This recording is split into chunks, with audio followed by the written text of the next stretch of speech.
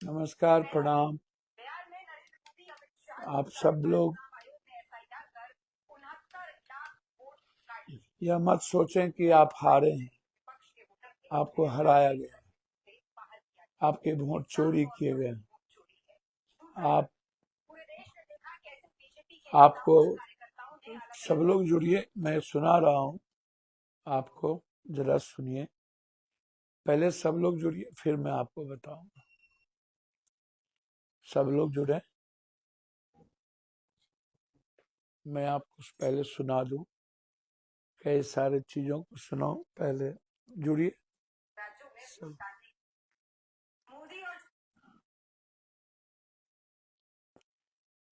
क्या है? चुनाव आयोग ने वोट चोरी कर बिहार में एनडीए को 200 पार पहुंचाया है। आज मैं आपके सामने एक एक कर 8 ऐसे सबूत और तथ्य रखूंगी जिन्हें देखकर आप भी कहेंगे चुनाव आयोग और मोदी ने मिलकर बिहार में जमकर वोट चोरी की। पहला सबूत, बिहार में नरेंद्र मोदी अमित शाह के इशारे पर चुनाव आयोग ने एसआईआर कर 69 लाख वोट काट दिए। जिन लोगों के वोट काटे गए वे विपक्ष के वोटर थे जिन्हें टारगेट कर लिस्ट से बाहर किया गया। ये साफ तौर पर वोट चोरी है। दूसरा सबूत, पूरे देश ने देखा कैसे बीजेपी के नेताओं और कार्यकर्ताओं ने अलग अलग राज्यों में वोट डालने के बाद भी बिहार में जाकर वोटिंग की। तीसरा सबूत, चुनाव के बीच बीजेपी ने स्पेशल ट्रेनें चलवाई जिनमें लोगों को टिकट दिलवाकर और गले में पटका पहनाकर अलग अलग राज्यों से बिहार भेजा गया ताकि वो बीजेपी को वोट दे सके। चौथा सबूत, ज्ञानेश कुमार ने बिहार चुनाव की घोषणा के दिन यानी 6 अक्टूबर को प्रदेश में 7.42 करोड़ वोटर बताए। वहीं वोटिंग के बाद यानी 11 नवंबर को वोटरों की संख्या बढ़कर 7.45 करोड़ हो गई। सवाल है, बिहार चुनाव के बीच अचानक से 3 लाख वोटर कैसे बढ़े? पांचवा सबूत, बिहार में एसआईआर की फाइनल लिस्ट आने के बाद रिपोर्टर्स कलेक्टिव को अपनी जांच में करीब 1.23 करोड़ से ज्यादा संदिग्ध वोटर मिले। 39 विधानसभा सीटों पर संदिग्ध वोटों की संख्या 3.76 लाख थी और इसमें से करीब 1.88 लाख नाम ऐसे हैं जो लिस्ट में 2 बार दर्ज थे। छठा सबूत, बिहार में एसआईआर के दौरान चुनाव आयोग ने वोटर लिस्ट में डुप्लीकेट एंट्री पकड़ने वाले सॉफ्टवेयर का इस्तेमाल नहीं किया।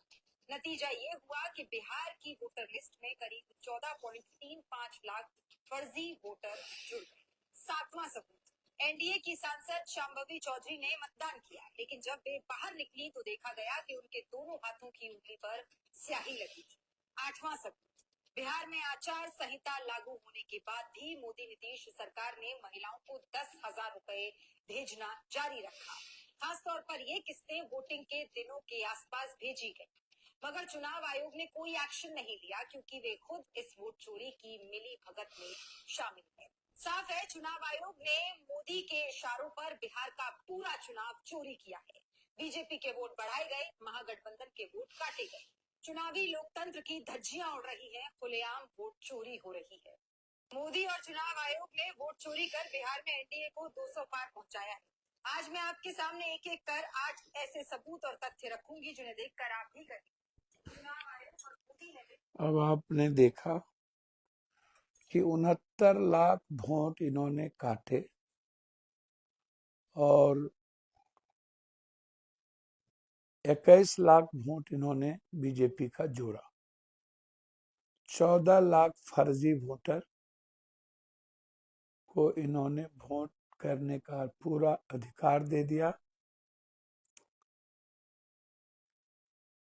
14 लाख, समझ रहे हैं बात को? और किस किस तरीके से बीजेपी ने हथकंडा अपनाए, आप जरा इसको देखिए। देखिए, ये देखिए, ये देख रहे हैं 1,22,000,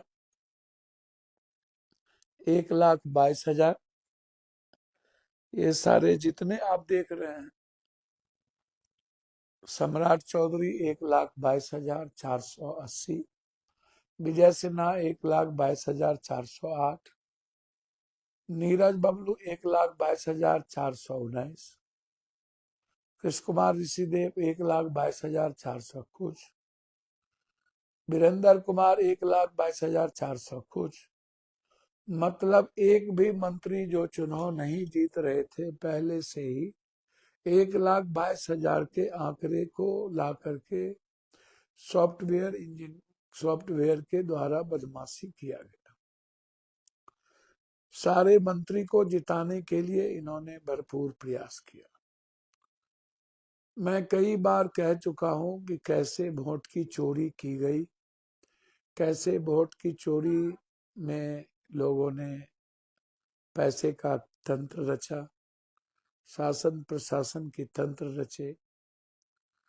मैं आज फिर से कहना चाह रहा हूं कि मेरी गलतियां थी, मेरी गलती गठबंधन के आधार पर भी थी। हम लोगों ने समय पर कैंडिडेट नहीं दिया, हम लोग सही तरीके से कैंपेन नहीं कर रहे थे, हम लोग आपसी तालमेल के साथ नहीं लड़ रहे थे, हम लोगों ने सही वर्कर को भी तरजीह नहीं दी। कई कारण है, लेकिन बिहार की जनता इंडिया गठबंधन को चुनाव जिताना के लिए तैयार है, थी, आगे भी रहेगी। बिहार की जनता ने ऐसा गलती नहीं किया है। मैं जानता हूं 40,000 करोड़ रुपया, 20,000 करोड़ रुपया दिया गया, वह एक मात्र पर्दा था, आईवाज था, आंख में धूल की झोंका थी। कोई भी माँ बहन पैसे लेके वोट देने को तैयार नहीं था। सोशल मीडिया टीवी चैनल वाले को इतने पैसे दे दिए गए थे कि वो सिवाय महिला के दूसरी बात कर ही नहीं रहा था। विकास की बात नहीं हो रही थी, या तो महिलाओं की बात हो रही थी, या तो जंगल राज की बात हो रही थी। जरा आप सोचिए कि चुनाव के अंतिम दिन भी पैसे डालना, क्या ये सही है? क्या ये घूस नहीं है? जरा आप सोचिए, जो वोट कटे 69 लाख, वो वोट या तो मुसलमान के कटे, या तो जादव के कटे, या तो आदिवासी के कटे, या तो दलित के कटे, या तो कुछ ईबीसी के कटे। आपको आश्चर्य होगा, जो 22 लाख वोट जुड़े हैं वो बीजेपी के वोट जुड़े, और पूरी की पूरी चुनाव आयोग की मिली भगत से 202 नंबर लिया गया। इसी में इन लोगों की गहरी साजिश थी कि नीतीश कुमार को भी हर परिस्थिति में इतना वोट न आए और उनके बगैर वो सरकार बना पाए। सवाल मेरा यह नहीं है, सवाल है कि आपका मनोबल बहुत गिरा होगा, आप चिंतित होंगे। मैं सुबह भी लाइव आया था, पुनः इस बार हमको लाइव आना पड़ा। तो आप चिंतित मत होइए, आप घबराइए नहीं। आपके साथ मैं बेटे की तरह पूरे बिहार के गरीबों के साथ खड़ा हूँ। मेरे मरने के बाद ही आपको विचलित होने की जरूरत है। हाँ, भले ही हमको ये लोग मार दे, मरवा दे, तभी कुछ हो सकता है। हम लोगों की लड़ाई जारी रहेगी। हम लोग सर्वोच्च न्यायालय जाएंगे। हमारे नेता राहुल गांधी जी, खड़गे जी, हमारे प्रभारी, हमारे वेणुगोपाल जी, सभी लोग इस लड़ाई को लेकर के बहुत ही गंभीर हैं, और लगातार मीटिंग पे मीटिंग, मीटिंग पे मीटिंग चल रही है। आप ये मत सोचिएगा कि आप हारे हैं, या ये मत सोचिएगा कि इंडिया गठबंधन कमजोर हुई। आप नरेंद्र जी के, मोदी जी के बयानों पर मत जाइएगा। उन्हें राहुल गांधी को गाली देने के अलावे और राहुल गांधी के बात करने के अलावे दूसरे इनके पास कोई वक्तव्य नहीं है। मैं जानता हूं कि जो जो वोट दिए गए सीमांचल में, मैंने कई बार कहा कि सीमांचल में जब मैं कोई बात कहता हूं, तो जब कुछ लोग हमें कहते हैं, मैं उनसे कहना चाहूंगा, मैंने तब भी कहा कि जो लोग तलवार बांटे थे मुसलमानों के खिलाफ, गरीबों के खिलाफ, लगातार अग्रवाल जी, जिनको नोटिस दिया गया बीजेपी की तरफ से, वो अपने बीजेपी में थे और बेटा वीआईपी से चुनाव लड़ रहा था, और कितने जहर उगले थे। मैं उनसे कहना चाहूंगा, जो लोग बड़े बड़े अपने को तिस्मार खां समझते हैं, उस वक्त आप कहाँ होते हैं जब पैसे की बदौलत ये लोग एमएलसी बन जाते हैं। आप याद करिए, जब किशनगंज में कलेक्टर साहब के सामने में मैंने दिलीप जी को कहा था कि मैं तिनवाला पर से फेंक दूंगा यदि कोई हिंदू मुसलमान का दंगा होगा, आप भूले नहीं होंगे। मैंने वह शब्द वो दिन, जबकि कोई नरकंगाल नहीं था, उसके नाम पर पूरा का पूरा किशनगंज जलाने का प्रयास किया गया। हमारे मुसलमान भाइयों ने बहुत सब्र किया और सभी हिंदू और मुसलमानों की एकता का मिसाल दिया। पप्पू यादव जब पहुंचे थे तो मैंने उस वक्त कहा था बीजेपी के सारे लीडरों को, दंगा हो जाने दो, या तो तुम रहोगे या तो हम रहेंगे। उस वक्त पप्पू यादव मरने के लिए गया था। हैदराबाद के गाली देने वाले लोग नहीं आए थे, बहुत उनको शौक है, तो उनसे पूछिएगा कि जब महाराष्ट्र में, दिल्ली में मस्जिद जलाए गए थे, मंदिर जलाए गए थे, तो मंदिर को और मस्जिद को दोनों, आप जाइए जो मस्जिद जले थे, मैं हाथ जोड़कर गीता पर और आप भी कुरान पर कसम खाइए कि क्या उस वक्त ओबीसी जिंदा था या नहीं था। था तो वो क्यों जाकर के मस्जिदों में नहीं जाते, मंदिर मंदिर पप्पू यादव जाने का था, मस्जिद भी। क्या पप्पू यादव ने दोनों जगह 2-2 लाख 3-3 लाख रुपए जाके मदद नहीं किया? जब जला दिए गए थे हमारे बच्चों को, उस वक्त ये कहाँ थे? वहां पर ये गए थे। जब याद करिए, जब महाराष्ट्र में घटना घटी थी बहुत बड़ी, और उत्तर प्रदेश में इतनी बड़ी घटना घटी थी, जोगी के द्वारा हमारे नमाज को बंद कर दिए गए थे, तब क्या ये वहां गए थे? क्या वहां पर जोगी के खिलाफ जाकर के इन्होंने दम भरी? क्या लड़ाई लड़ी? बहुत बहादुर समझते हैं ये अपनों को गाली दे करके। पप्पू यादव को गाली दे के क्या करोगे भैया आप? मैं मुसलमान भाइयों से आग्रह करना चाहूंगा कि मैंने जिंदगी में कभी कोई जाति धर्म मजहब नहीं की, मैंने कभी किसी आस्था पर ठेस नहीं पहुंचाया, लेकिन मैं देख रहा हूं लगातार जिस तरीके से आप, जो लोग तलवार उठाए, बंदूक उठाए, जो लोग लगातार गाली देते हैं, नफरत की राजनीति करते हैं, उसे तो आप पैसे लेके वोट दे देते हो, आप उनको माफ कर देते हो जो सेकुलर सरकार नहीं बनने देना चाहती है, आप उसे माफ कर देते हो जो लालू यादव को लालू कहता है। ओबीसी साहब, मैं आपके पिता को, मेरे साथ वालिद आपके थे, मैं उनको अपना बड़ा पिता और गार्जियन मानता था, मैं आपको ओबीसी साहब कहता हूँ। जब आप पर कोई कमेंट किया किसी भी तरह के, तो मैं आपके सपोर्ट में अपनी वाक्य, अपने संदर्भ मैंने बातें कही, लेकिन जब राजनीति विचारधारा की होगी और कट्टरपंथ और चरमपंथ की दोनों की बात होगी, तो निश्चित रूप से वहां विचारों की बात कोई भी करेगा। मैं भी एक पार्टी का जिम्मेदार वर्कर होने के नाते, यदि मैंने अमोर में जलील मस्तान जी के बारे में, और यह सवाल मैंने कहा कि जो भीड़ थी वो पप्पू यादव, वहां जीतने का कोई सवाल ही नहीं उठता है। आपने कितने बार कहा, आपका मैं दिखाता हूं, आपने कहा था कि किसी कीमत पर इनके बाप का औकात नहीं, लालू यादव का बेटा कभी भी चुनाव नहीं जिता सकता। अब देखो आपने क्या लिखा है ओबीसी जी, लिख कर रख लो, लालू तेजस्वी से मोदी और बीजेपी नहीं रुकने वाली, वो सिर्फ खरीदना और बेचना जानते हैं, दूसरों के बारे में। ओवैसी राजद और कांग्रेस के झूठ के अपने जूते, आप कभी कांग्रेस को कभी गाली देते हो, कभी राजद को, और पप्पू यादव को गाली दे के क्या करोगे? देखो ओवैसी साहब, जैसे आप अल्लाह से डरते हो, वैसे मैं भी अल्लाह और ईश्वर से डरता हूँ। उसके अलावा दुनिया में भगवान, पप्पू यादव राजनीति करे न करे, आप मुसलमानों के यार में पप्पू यादव को न धमकाओ, प्लीज, मेरा रिक्वेस्ट है आपसे। मैं आपसे हैदराबाद क्या, धरती पर कहीं भी संघर्ष और आवाज देने को तैयार हूं। आप जिस तरह की बात करते हो, मुझे ऐसी राजनीति नहीं करनी है जो स्वाभिमान और सम्मान पर ठेस पहुंच जाए।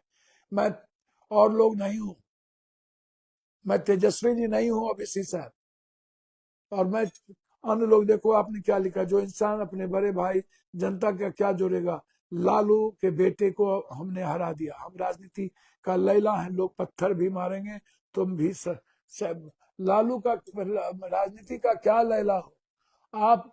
सिर्फ सिर्फ सिर्फ आप सेकुलर ताकत को और सेकुलर पार्टी को क्यों हराने आते हो?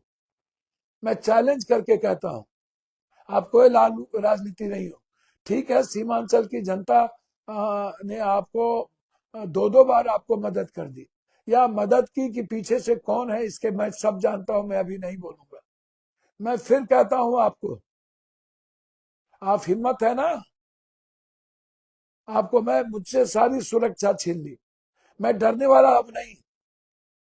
मैं 2 दिनों से देख रहा हूं, बीजेपी की बी टीम बनकर के आप हमें धमकाओगे। हमको जिस दिन जाना होगा मैं चला जाऊंगा। रिजाइन रिजाइन की बात करते हो, कौन डरने वाला है तेरे जैसे लोगों से?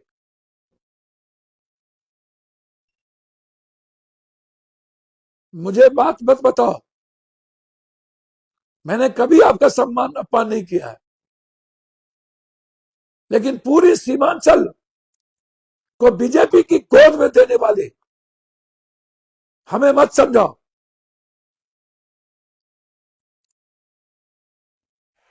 हमें बात करते हो, मैं तो लड़ूंगा सुप्रीम कोर्ट तक।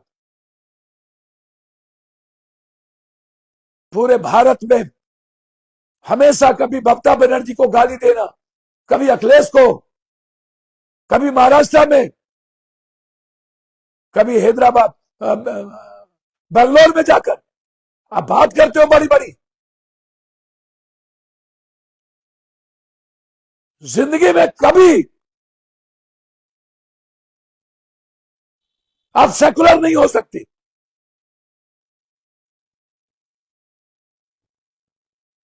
आपके हॉस्पिटल में 3 लाख रुपया लिए बगैर लाश नहीं छोड़ता है, आप बात करते हो पप्पू यादव से। अरे हर दिन 3 लाख रुपया छोड़वाते हैं 100 को, बहुत हो गया। 2 दिनों से टुच्चे, आपके छोटे कुछ टुच्चे लोग रिजाइन मांग रहे हैं। हमें मत सिखाओ आप क्या करते हो।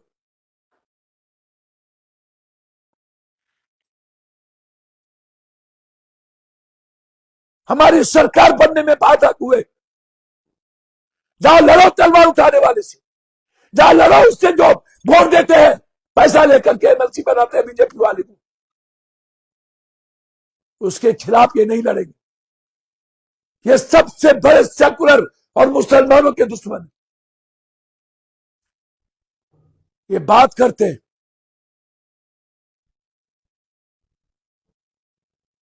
अब बहुत हो गया, और मैं अपने भाइयों से कहना चाहूंगा, मैंने कभी गलती नहीं की है, ये सही नहीं है।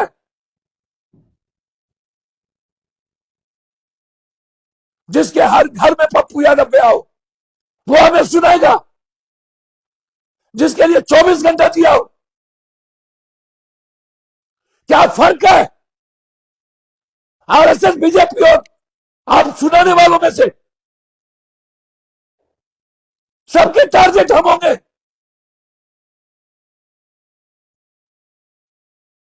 क्षमा करिएगा, मैं और लोग नहीं हूं। हमें खुद दाढ़ी बेच करके राजनीति नहीं कर रही है, किसी के टोकरी पर रोटी पर नहीं पड़ना है मुझे। ऐसी गंदी राजनीति को मैं तौबा करूंगा, लेकिन जीऊंगा शान से। सही नहीं है ये। हाथ जोड़ता हूं, प्लीज जो लोग लालू जैसे लोगों, जी के जैसे लोगों का सम्मान न करें, वो आप क्या बात करोगे? और कहता है बीजेपी को नहीं हरा पाएगा। कौन है आप?